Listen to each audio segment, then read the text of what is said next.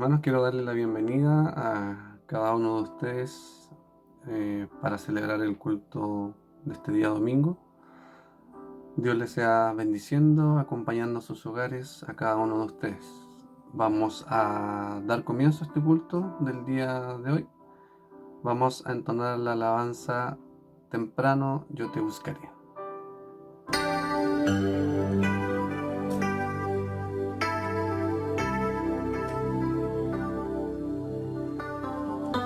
Temprano yo te buscaré, de madrugada yo me acercaré a ti. Mi alma te anhela y tiene sed para ver tu gloria y tu poder. Mi socorro has sido tú, y en la sombra de tus alas yo me gozaré. Mi alma está pegada a ti, porque tu diestra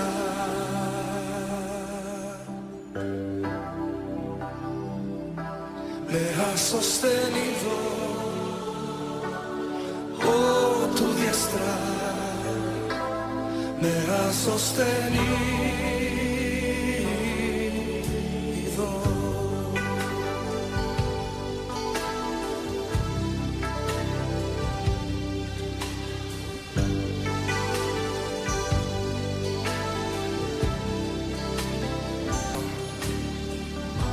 Temprano yo te buscaré, de madrugada yo me acercaré a ti. Mi alma te anhela y tiene sed para ver tu gloria y tu poder. Mi socorro has sido tú,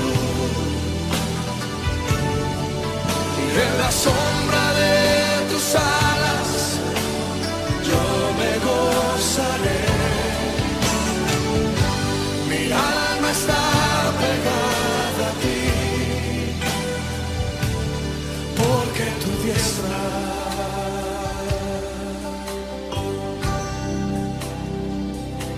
me ha sostenido. Oh, tu diestra me ha sostenido.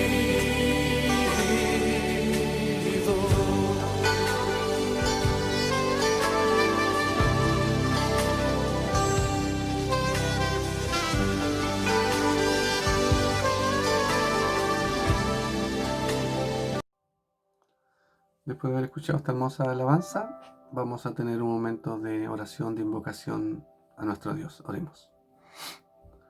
Padre Celestial, queremos agradecerte primero que nada por la salud, por la vida que tú nos has entregado a cada uno de nosotros.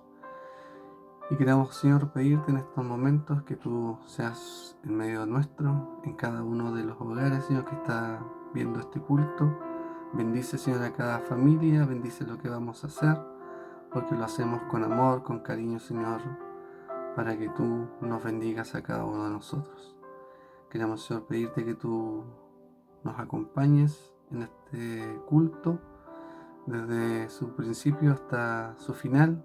Queremos, Señor, que tú bendigas a cada uno de nosotros y nos acompañes, Señor, en todo momento. En el nombre de tu Hijo Jesús te lo pedimos y también te lo agradecemos. Amén. Vamos a pasar a tener la primera lectura, que se encuentra en el libro de Salmos, capítulo 90, de los versículos 12 al 17. Voy a dar lectura en el nombre de Dios. Dice así la palabra del Señor. Enséñanos de tal modo a contar nuestros días, que traigamos al corazón sabiduría. Vuélvete, oh Jehová, ¿hasta cuándo? Y aplácate para con tus siervos. De mañana sácianos en tu misericordia, y cantaremos y nos alegraremos todos nuestros días. Alégranos conforme a los días que nos afligiste, y los años en que vimos el mal. Aparezca en tu siervo tu obra y tu gloria sobre sus hijos. Sea la luz de Jehová nuestro Dios sobre nosotros, y la obra de nuestras manos confirma sobre nosotros. Sí, la obra de nuestras manos confirma. Amén. Dios sea bendiciendo su santa palabra. Vamos a pasar a escuchar el himno número 1, Canta de alegre.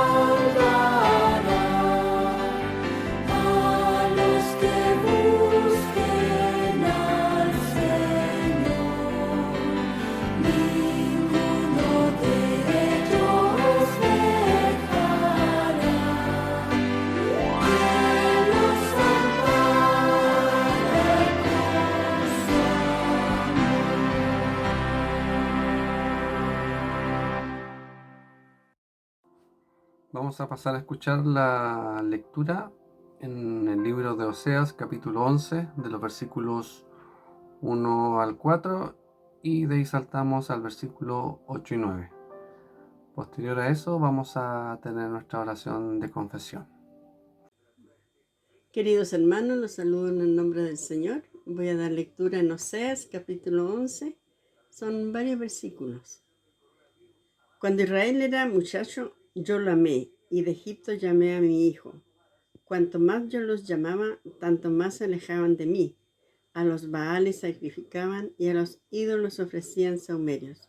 Yo con todo eso enseñaba a andar al mismo Efraín, tomándole de los brazos, y no conocía que yo le cuidaba. Con cuerdas humanas los atraje, con cuerdas de amor, y fui para ellos como los que alzan el yugo de sobre su cerviz, y puse delante de ellos la comida. Mi corazón se conmueve dentro de mí, se inflama toda mi compasión. No ejecutaré el ardor de mi ira, ni volveré para destruir a Efraín, porque Dios soy, y no hombre, el santo en medio de ti, y no entraré en la ciudad. Amén. Que Dios bendiga su palabra. Perdón, mi Dios, por todo lo que soy. Perdóname, Dios mío, por lo que no te doy perdón.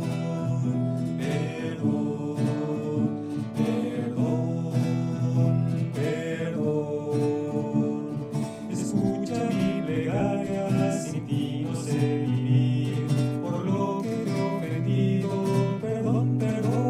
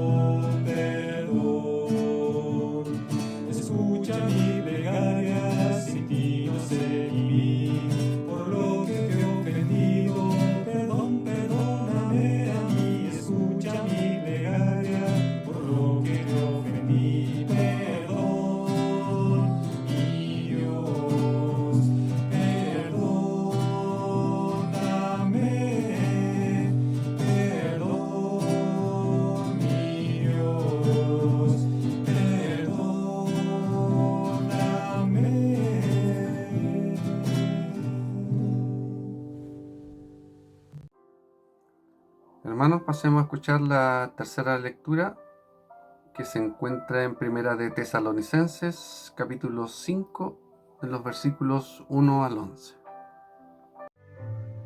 Hermanos, les saludo en el amor del Señor. Voy a dar lectura al libro de Primera de Tesalonicenses, capítulo 5, versículos del 1 al 11. Leo en el nombre del Señor. Pero acerca de los tiempos y de las ocasiones, no tenéis necesidad, hermanos, de que yo os escriba, porque vosotros sabéis perfectamente que el día del Señor vendrá así como ladrón en la noche, que cuando digan paz y seguridad, entonces vendrá sobre ellos destrucción repentina, como los dolores a la mujer encinta, y no escaparán. Mas vosotros, hermanos, no estáis en tinieblas, para que aquel día os sorprenda como ladrón, porque todos vosotros sois hijos de luz e hijos del día. No somos de la noche ni de las tinieblas. Por tanto, no durmamos como los demás, sino velemos y seamos sobrios, pues los que duermen de noche duermen, y los que se embriagan de noche se embriagan. Pero nosotros, que somos del día, seamos sobrios, habiéndonos vestido con la coraza de fe y de amor, y con la esperanza de salvación como yelmo.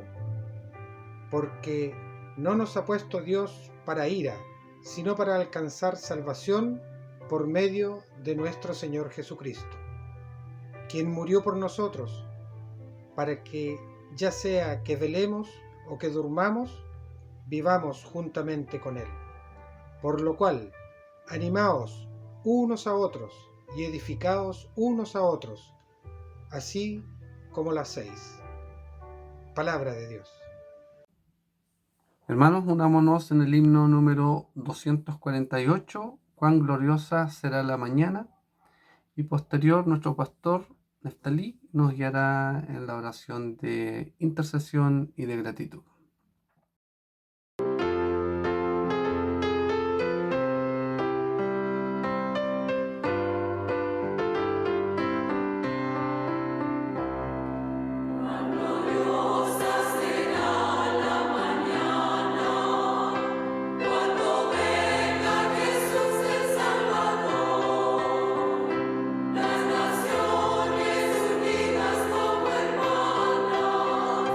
Bienvenidos.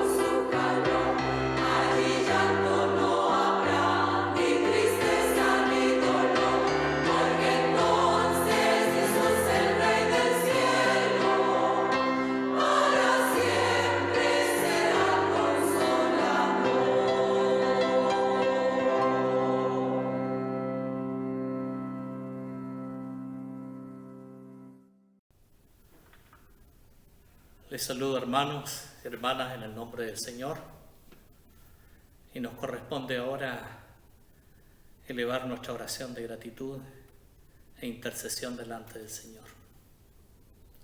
Inclinemos nuestros rostros y oremos al Señor. Dios y Padre nuestro, en la quietud de esta hora de la mañana, elevamos nuestra oración delante de ti, agradeciendo tu infinito amor, bondad y misericordia para con nuestra vida y la vida del mundo. Porque por amor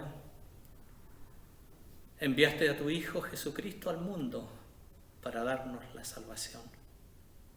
Cuánta gratitud hay en nuestro corazón por este don maravilloso de la nueva vida que tú nos regalas en Cristo Jesús. Por lo que vivimos diariamente como experiencia de tu amor y de tu bondad, al brindarnos el sustento, el cuidado, la protección, el amparo y la fortaleza. Recibe nuestra más humilde gratitud de todo nuestro corazón. Pero también fruto de tu amor que opera en nosotros, sentimos también la preocupación por quienes están atravesando momentos difíciles en su vida. Especialmente oramos por los enfermos, los de mayor edad avanzada, para que tú los mires con bondad y con ternura y extiendas tu mano reconfortante para la vida de ellos. Especialmente traemos a la memoria a nuestra hermana Teresa, a nuestra hermana Olinda, a nuestra hermana Marta Alvarado, a nuestras hermanas de la Junta.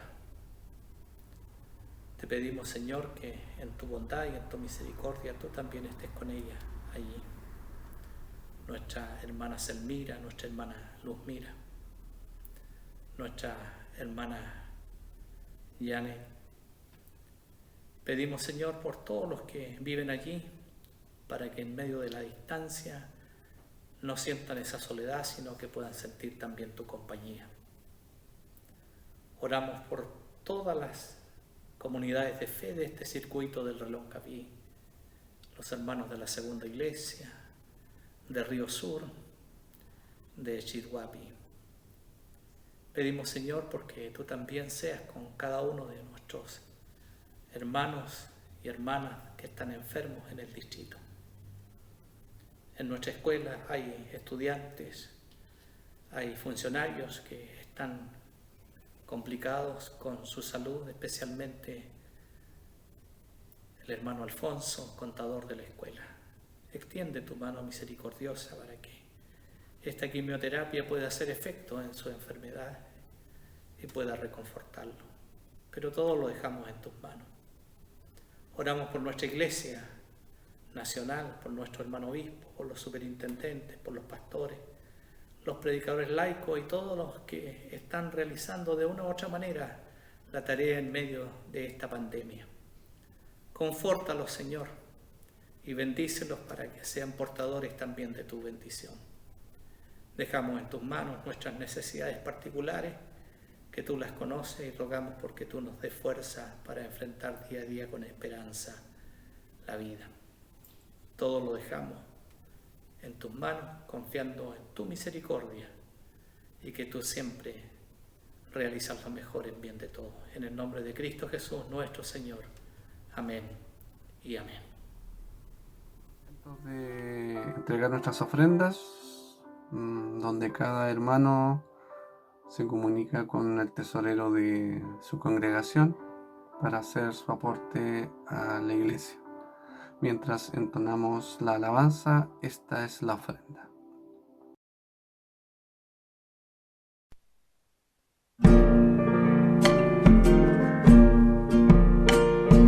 Esta es la ofrenda que damos a nuestro Dios, a nuestro Señor, y junto a ella entregamos nuestro corazón, y junto a ella entregamos nuestro corazón, nuestro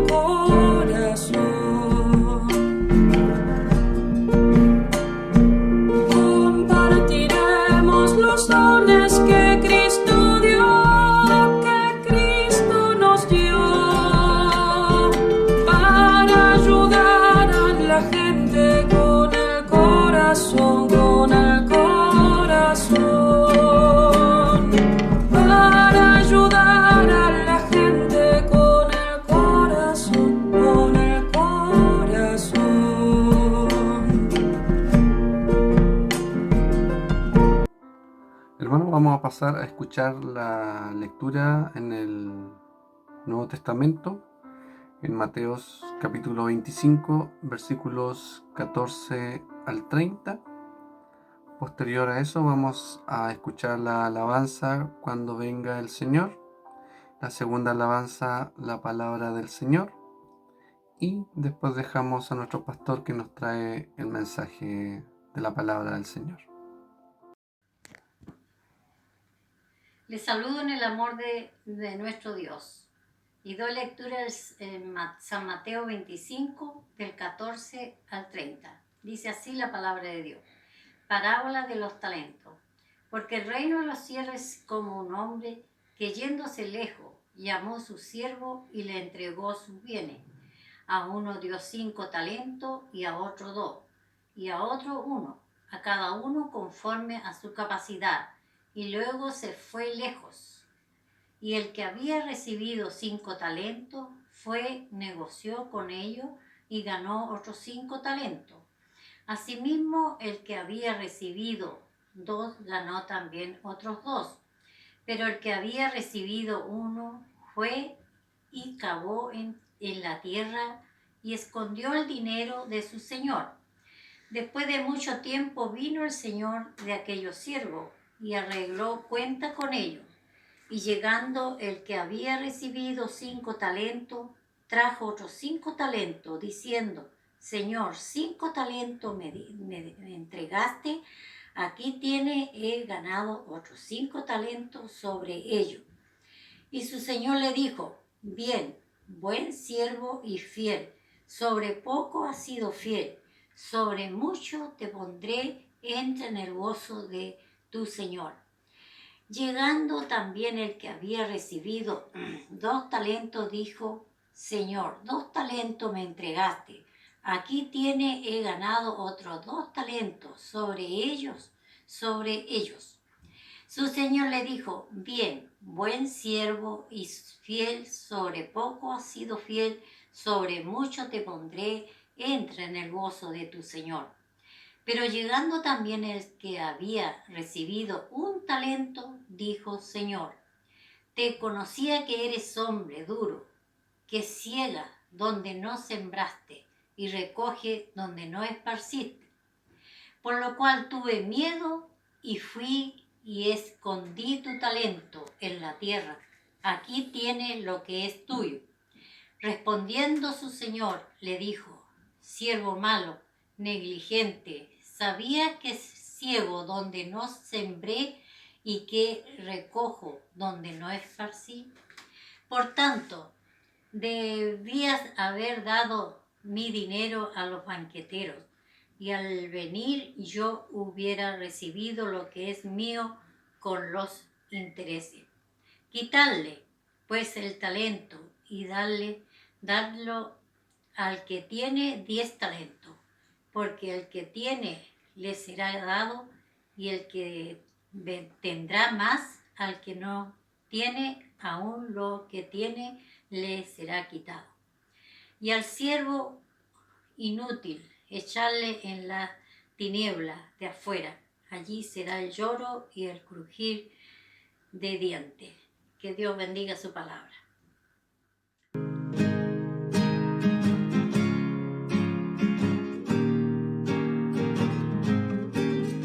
Cuando venga el Señor y te pregunte por tu talento, ¿qué dirás al Señor del talento que Cristo te dio?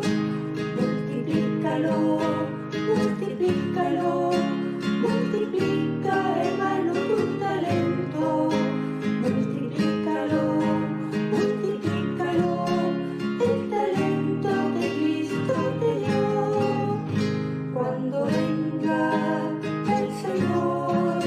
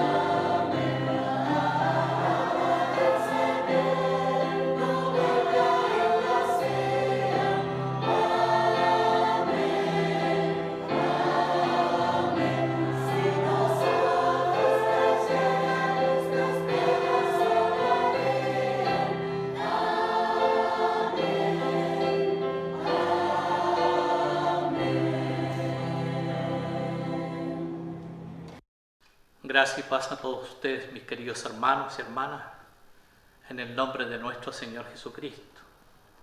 En este 25º domingo después de Pentecostés, penúltimo domingo del año eclesiástico 2020. Es grato poder compartir con ustedes la palabra del Señor en estos tiempos tan complejos, difíciles, inexplicables para algunos, pero que son una oportunidad valiosa para reflexionar y meditar a la luz de la palabra de Dios. En este mes de noviembre, mes de la esperanza cristiana, penúltimo domingo del año eclesiástico, dentro del leccionario de nuestra iglesia, nos invita a meditar en las lecturas bíblicas correspondientes a la liturgia de este domingo y que ya hemos escuchado. El libro del Salmo 90, los versículos 12 al 17, el profeta Oseas, capítulo 11, y Primera de Tesalonicenses, capítulo 5, los primeros 11 versículos, y el Evangelio de Mateo 25, del 14 al 30. Lecturas que tienen de alguna manera una cierta correlación en el pensamiento. Pidamos al Señor la inspiración de su Santo Espíritu para que nuestros sentidos puedan tener la capacidad de descubrir el significado de su bendita palabra para nosotros en el día de hoy. Oremos. Dios y Padre nuestro, te damos gracias por la oportunidad que nos brindas de escuchar tu palabra. Pedimos ahora que al meditar sobre ella, la inspiración de tu Santo Espíritu sea con nosotros para descubrir el sentido que tu palabra tiene para nosotros en el día de hoy. En el nombre de Cristo Jesús, nuestro Señor y Salvador. Amén y amén. Los textos de este domingo, Pierre lo decía, están relacionados con el tema de la escatología. El tiempo que está por venir, aquello que todavía no ha ocurrido y que esperamos. La venida del Señor, o la parousia. Su contenido se refiere precisamente a la espera del día del Señor y las actitudes de las comunidades de fe en este tiempo de espera. En primer lugar, voy a hablar del contenido de los textos de este día y de la relación temática que existe entre ellos. El Salmo 90 es una petición por la renovación del favor divino a la luz de una profunda reflexión sobre la duración y el carácter y significado del tiempo, colocando el acento en lo transitorio y brevedad de la vida humana. Y finalmente, una serie de peticiones basadas en la misericordia de Dios y en sus obras eternas, enmarcada por una reflexión confortadora y una oración que enfatiza la eternidad y la bondad de Dios. Para nosotros el Salmo es una invitación a valorar el tiempo de nuestra existencia, reconociendo lo restringido, reducido y corto de este, y por tanto hay que ser sabios para aprovecharlo, de tal manera que nuestra existencia sea significativa, y para hacer buen uso de él en bien del porvenir de nuestra vida y de nuestro futuro. Hay que saber usar el tiempo con sabiduría si queremos que éste sea significativo, productivo y eficaz en función de lo trascendente y lo eterno. Por tanto, debemos tomar conciencia de lo corto que es y ser sabios para aprovecharlo en bien de la plenitud de la vida. No sea que después tengamos que lamentarnos por no haber actuado con inteligencia. Debemos aprender a distinguir entre las cosas que son pasajeras y etéreas y las que son perennes o eternas, y así tener la capacidad de usar el tiempo en bien de lo trascendente y eterno.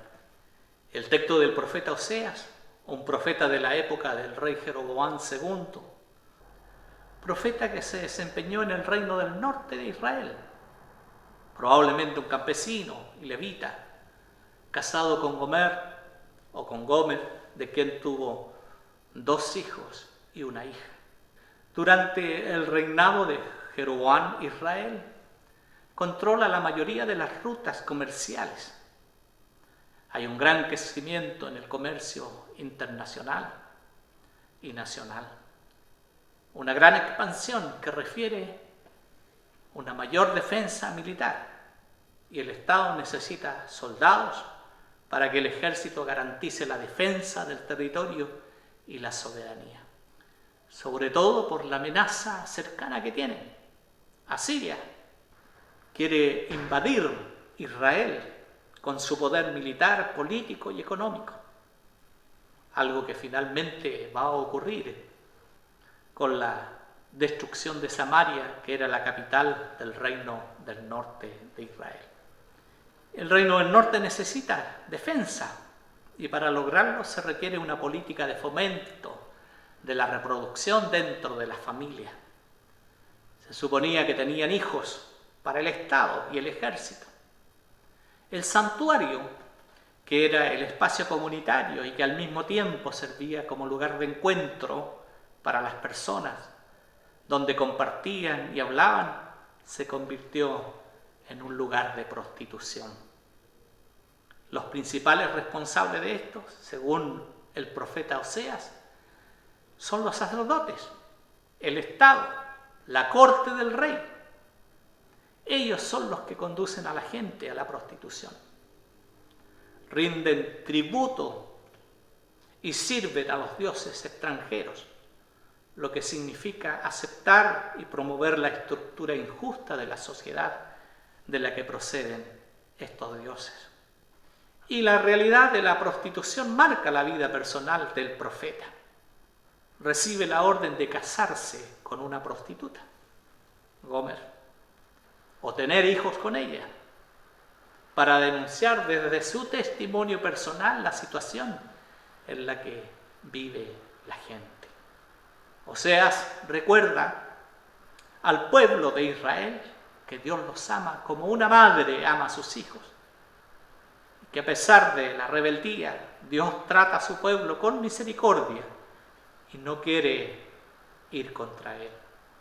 En un lenguaje muy afectuoso, lleno de símbolos, describe la relación de Dios con su pueblo. Recuerda el tiempo que estuvieron en Egipto y cómo la mano de Dios los liberó. Describe la acción de Dios como una actitud materna, donde Dios guía a su pueblo, les enseña a caminar, se preocupa de ellos, los rodea con lazos de ternura y amor, como si fueran hijos de mamá, los amamanta, les da para comer. Todos estos son gestos que recuerdan a una madre amorosa que ama, cuida y protege a su hijo. A pesar de la desobediencia y la rebelión de su pueblo, Dios no dejará de amar y manifestar concretamente su amor. Mi corazón está conmovido, lleno de compasión por ti. Nos trae la imagen de un Dios ya conocido desde el Éxodo, que oye el sufrimiento de su pueblo, un Dios cercano, cariñoso, como una madre. Esta imagen del amor de Dios como una madre también lo encontramos en el profeta Isaías, que habla de Dios como madre o como mujer en dolores de parto. Y en el Nuevo Testamento también el Evangelio de Lucas utiliza allí una imagen de Dios como la gallina que cobija a sus polluelos bajo sus alas. O como Jesús, que en las parábolas utilizó imágenes que también ampliaron la percepción de Dios cuando compara el reino de Dios con una mujer que barre y busca en toda la casa la moneda que había perdido. Y cuando la encuentra, festeja con gran alegría con sus amigos.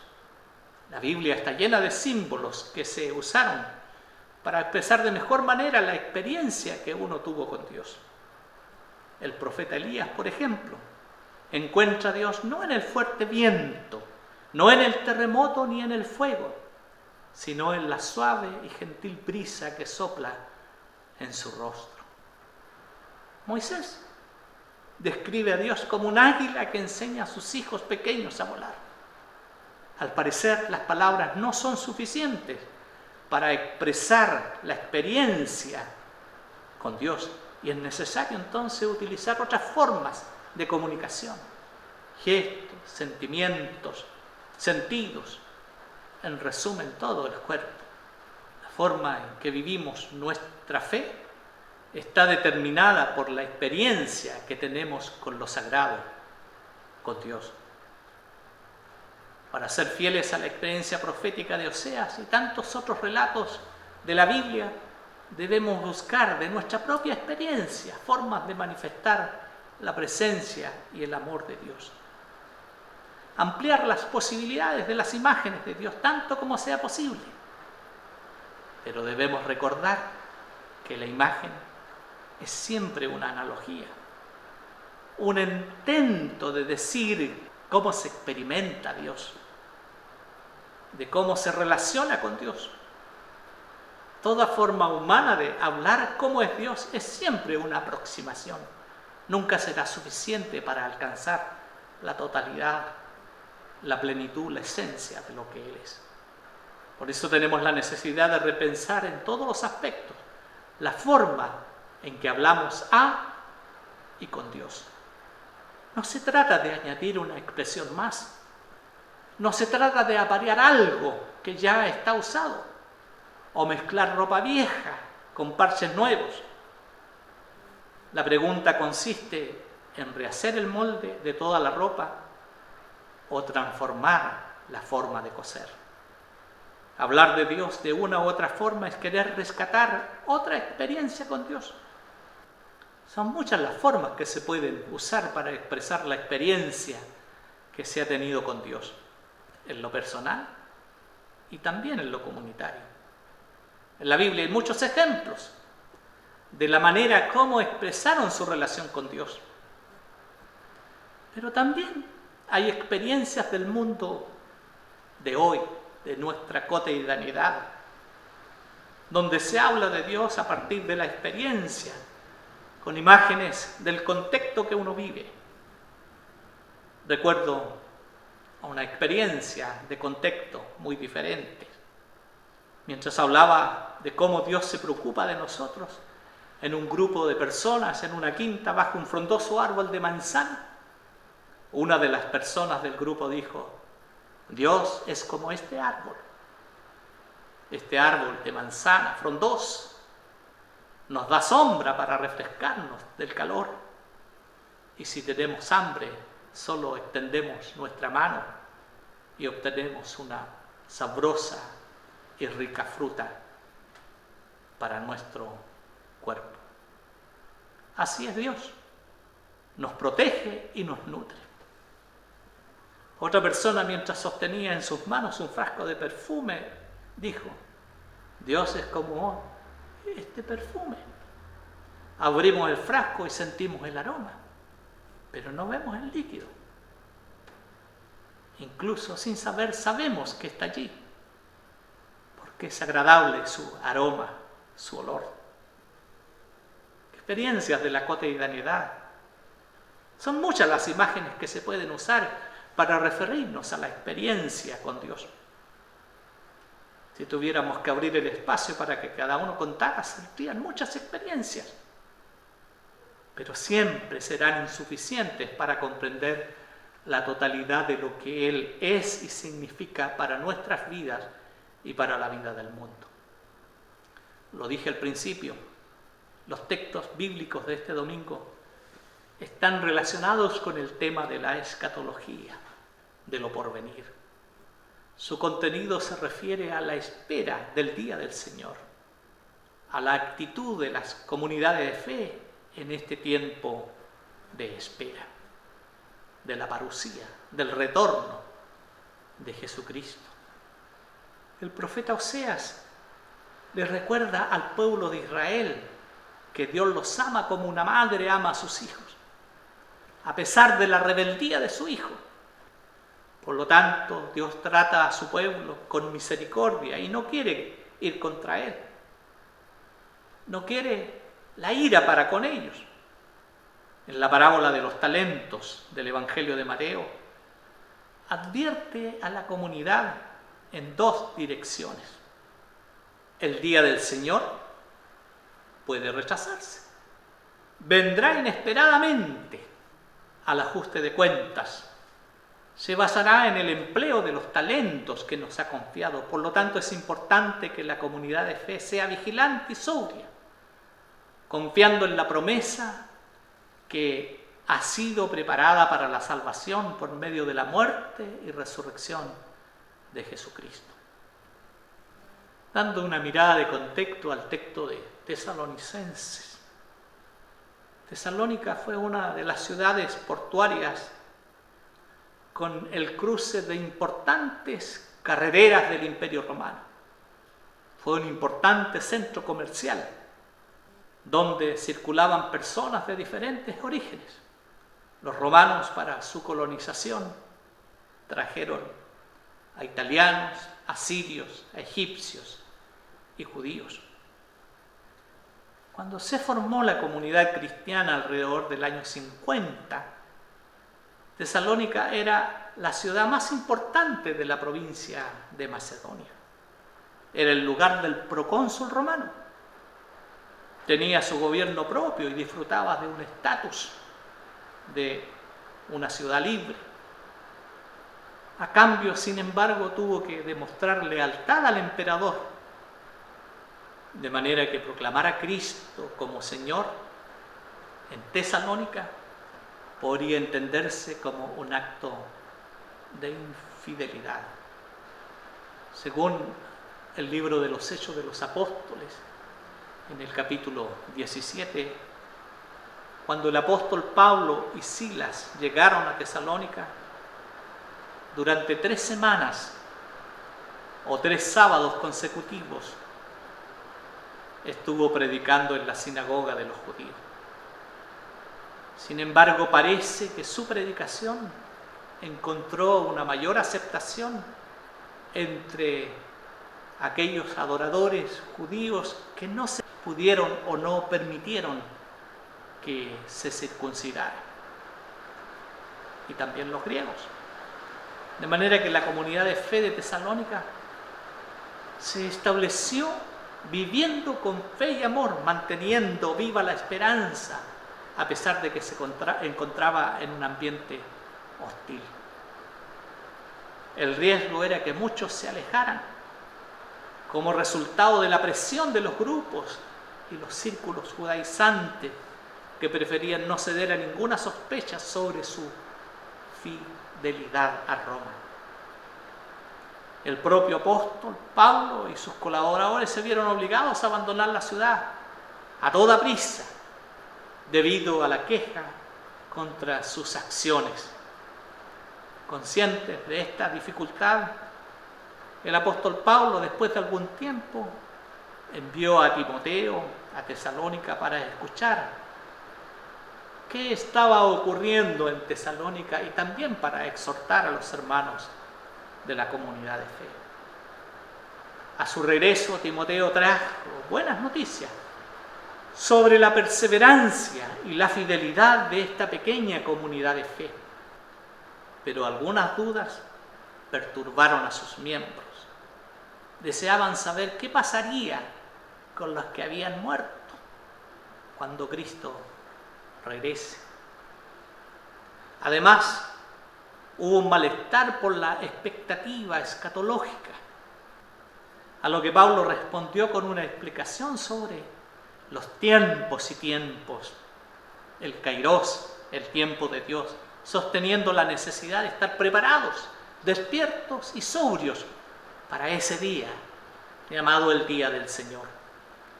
Y comienza la exhortación retomando los tiempos y los tiempos, y muestra el dominio de Dios a lo largo del tiempo. El Padre sabe cuánto tiempo los seres humanos no lo conocemos. El libro de los Hechos de los Apóstoles dice que las personas no son responsables de conocer los tiempos y tiempos que el Padre ha reservado para su autoridad exclusiva. Por lo tanto, la cuestión de cuándo será el día del Señor, la incertidumbre de la hora es toda nuestra certeza. No hay cálculos fantasiosos, solo el humilde reconocimiento de la autoridad de Dios el Padre.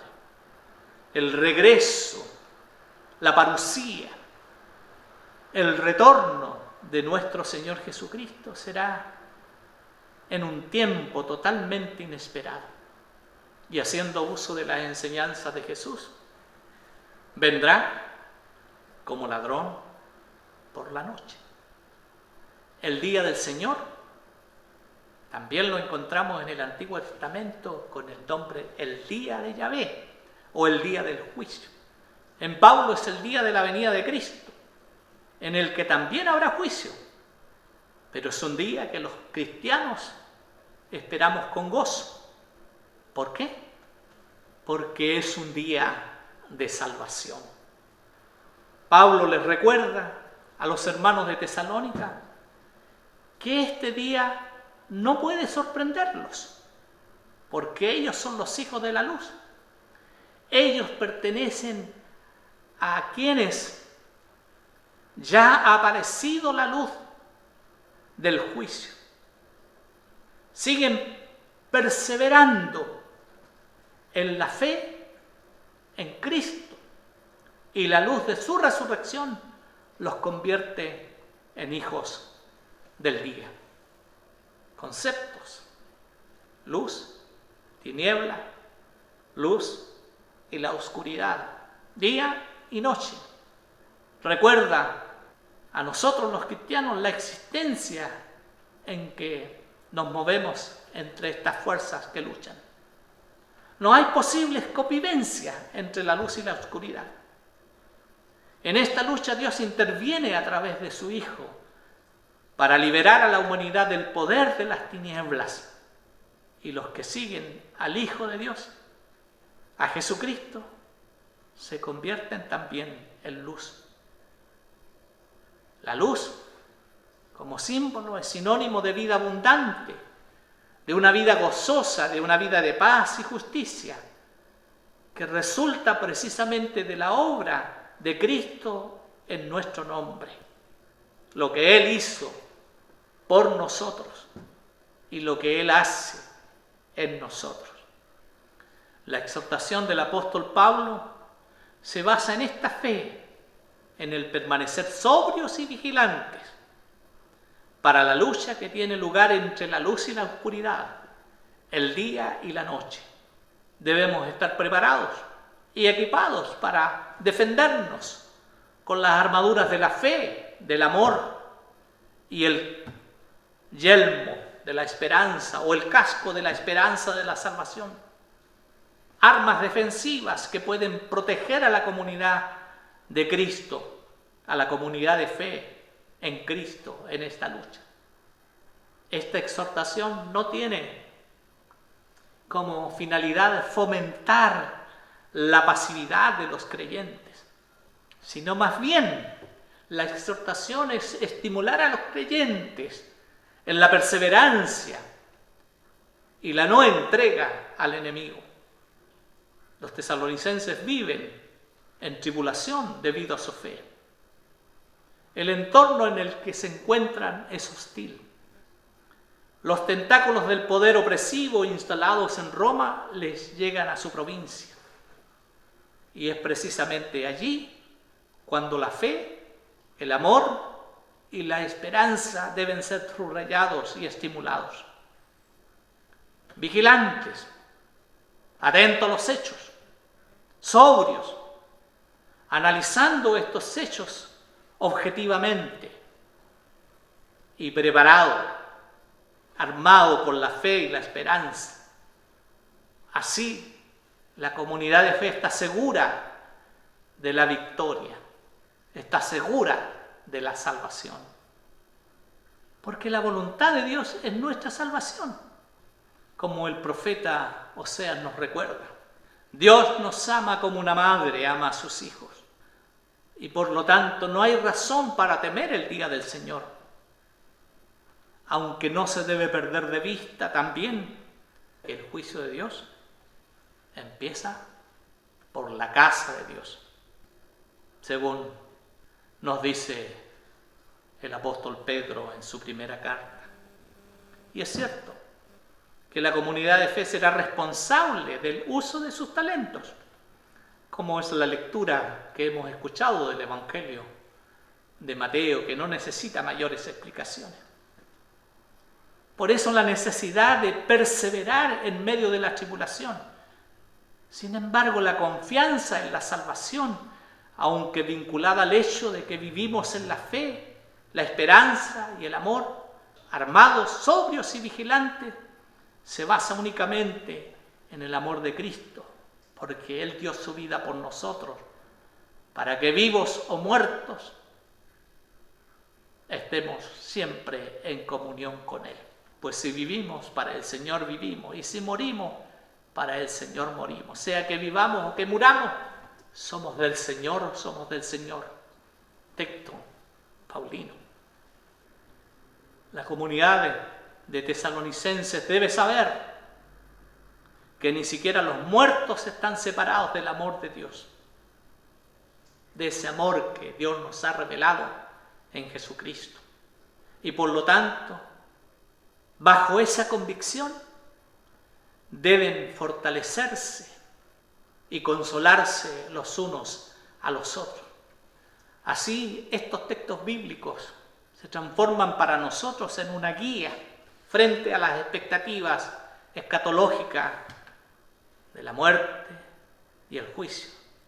Temas que muchas veces se tratan sensacionalmente, alejados del pensamiento bíblico.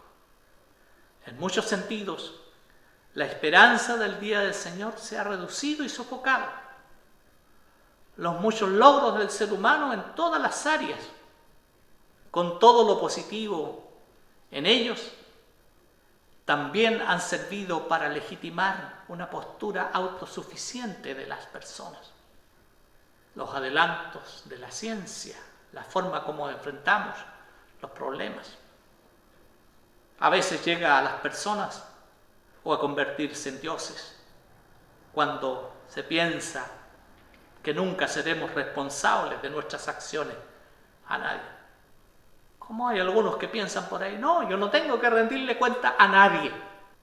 Casi siempre estamos buscando poder para cobrar a los demás y no tener que dar cuenta, y eso ocurre muchas veces al interior de nuestras comunidades de fe.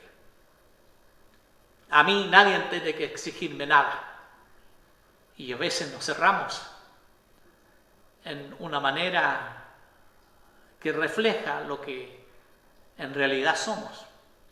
Yo soy así, así lo he hecho siempre y nadie me va a cambiar. Puede que tenga razón dentro de su perspectiva, pero cuando comprendemos a quién nos debemos, entonces debemos someternos de cuerpo, mente y espíritu a los designios de su voluntad. Porque la existencia cristiana está iluminada por la esperanza del día del Señor, por la esperanza de un día de justicia, de un día de verdad, de un día de paz en la tierra, en la que la muerte ya no tendrá más cabida, será vencida definitivamente. Los dos enemigos nuestros, el pecado y la muerte. En este día esperamos estar entre los que declaran: bendito el Señor. Declaran el señorío del Señor. Declaran el reinado de Jesús como el Cristo, como el Rey. Y esta esperanza no se basa en lo que somos capaces de lograr, sino en lo que Dios ha hecho por nosotros a través de su Hijo Jesucristo. La esperanza de ser acogidos y acogidos por Dios entre los salvados y los salvados no nos hace inertes. Al contrario, es necesario permanecer sobrios, vigilantes, preparados para la lucha, para el combate, como buenos soldados de Jesucristo. frente al mal, frente a la mentira, frente al engaño, frente a la falsedad, frente a la insensibilidad humana, frente a la injusticia social, contra los poderes que oprimen y matan como si nunca fueran llamados a dar cuenta de sus actos. La esperanza cristiana en el retorno de Cristo nos recuerda que la vida es un don único y precioso que debe vivirse en la perspectiva de lo porvenir, del fin, del todavía no, dado que nadie conoce el día ni la hora. Es necesario estar siempre preparados. Nuestra vida no es un borrador que se borrará más tarde, no. Lo que hacemos o dejamos de hacer está hecho. ¿Desesperados? No, porque tenemos un Dios que nos ama y que no está enojado para siempre. Un Dios misericordioso que nos amó y nos ama y nos reconcilió con Él por medio de su Hijo Jesucristo. Por eso miramos el porvenir, el día del Señor, la parusía, como dicen algunos, y oramos como Jesús nos enseñó a orar. Venga a nosotros tu reino, hágase tu voluntad, así como en el cielo también en la tierra. Queremos que el juicio se haga realidad, pero no lo hacemos llenando nuestros pechos de confianza en nosotros mismos, sino con el temor reverente de aquellos que son conocidos precisamente por ser perdonados sin tener mérito alguno. Al igual que los hermanos de Tesalónica, nosotros también hemos pasado por tiempos difíciles, de tribulación, y sobre todo muchas veces dudando de las promesas que nos ha hecho el Señor Jesucristo. Estaré con vosotros todos los días hasta el fin de la historia. Y a veces nos lamentamos de que nos sentimos solos, tristes y abandonados y cansados de esperar. Es por eso que muchas veces preferimos en nuestras vidas ciertas direcciones definidas por nuestros propios intereses, sin preocuparnos por el hecho de que tendremos que dar cuenta de los talentos que se nos ha confiado. Y en este sentido el texto también nos anima a perseverar sobriamente, porque somos herederos de la promesa de salvación. Dios quiere nuestro bien. Esta es nuestra esperanza. Esperanza que es capaz de superar la desesperación de los días presentes, de esta pandemia. Paciencia, serenidad, tranquilidad, mayormente cuando hay ciertas complejidades en el ámbito de la vida, de la salud. Los textos nos arrojan luz sobre las tinieblas. Luz a aquellas vidas desorientadas y humanamente a veces sin perspectiva. Esta esperanza nos anima a consolarnos y alentarnos mutuamente, porque la vida vivida en la perspectiva del día del Señor es vigilancia, es sobriedad, pero también es lucha. En la parábola del Evangelio de Mateo, la parábola de los talentos, nos advierte en dos direcciones. El día del Señor puede retrasarse, pero no podemos quedarnos cruzados de brazos, porque Él vendrá inesperadamente. El ajuste de cuentas con el Señor que regresa se basará precisamente en el empleo y en el uso de los talentos que Él nos ha confiado. No puedo esconder aquello que se me ha confiado, porque se ha confiado para ser multiplicado. Y eso implica trabajar por el Señor. Si quisiéramos compararlo con el mundo del mercado económico, es invertir. Y sabemos que al invertir muchas veces se arriesga. ¿Hay que arriesgar? No, ¿para qué voy a arriesgar? La fe nos muestra el camino. Es importante entonces que la comunidad de fe sea vigilante, sea sobria, confiando en las promesas que ha sido preparada para la salvación, por medio de la muerte y la resurrección de nuestro Señor Jesucristo. El tiempo de la ausencia del Señor es el tiempo que transcurre entre la resurrección y la segunda venida de Cristo. Mientras tanto, los siervos están llamados a vivir y actuar como mayordomos responsables sobre todo lo que Dios da. Mayordomos responsables sobre todo lo que Dios da. En esta parábola de los talentos se nos quiere enseñar a cómo aprovechar nuestras habilidades. Los talentos se distribuyen en proporción desigual.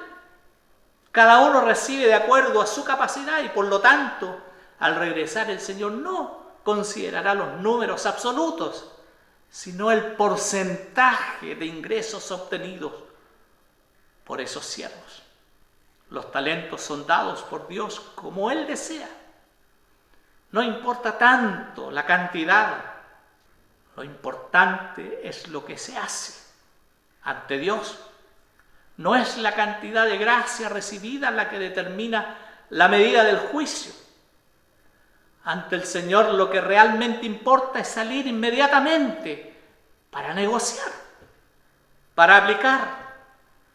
Es decir, el siervo bueno y fiel es aquel que se enfrenta a las tareas y más tareas que el Señor le confía durante el periodo de su ausencia. Cada uno es responsable de su uso, de la gracia que le ha sido dada. Aunque esos talentos representan mucho a nuestros ojos, todavía es comparado poco con lo que Dios pretende hacer con aquellos que le son fieles.